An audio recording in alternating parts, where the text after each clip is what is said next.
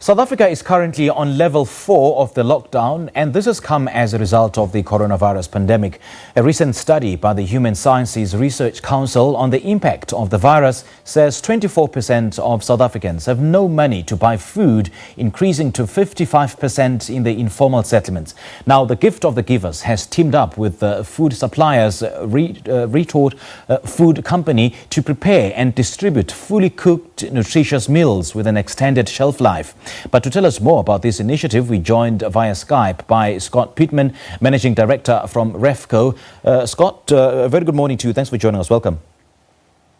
Thank you very much. What has prompted your organization to be part of this initiative to raise 10 million rand to feed South Africa's destitute, seeing that, this is a huge amount we're talking about here? Well, we've still got to get to the 10 million, but obviously we wanted to do our bit as a business in South Africa to help. We are a food business. We are called REFCO, Retort Food Company, and we have a unique technology almost in South Africa in which we're able to make fresh stews. I'm holding one up here. This is a 1 kilogram chicken isishebo of the type that you would make at home, and it has shelf stability as if it was in a tin. And so with government recently banning cooked food because of the gathering of people around cooking pots, we were able to provide people with dignified, fresh, meaty stews that they can take home or that the Gift of the Givers can deliver to their homes. Come at the right time, and your services are needed more than ever. But then what is the turnaround time or time frames that you're working on to raise this amount when it is economically tough for everyone? We understand that everybody's made their donations already. But if you think about it, for poor South Africans or South Africans in need, whilst we're all looking forward to the end of a strict lockdown in a few weeks' time, it's never been worse than it is now for them, and it is only going to get worse. And we see malnutrition situations starting to arise at clinics around South Africa. And so the need now for South Africa's needy people is much more than it was when the lockdown started. And so all we can say is, could you reach into your pockets again and make and donate some money for this need, which has never been more than it is now.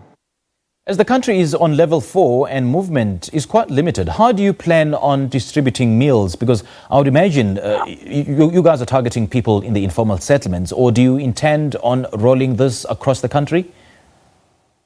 So the Gift of the Givers, as you know, is South Africa's largest disaster aid organization.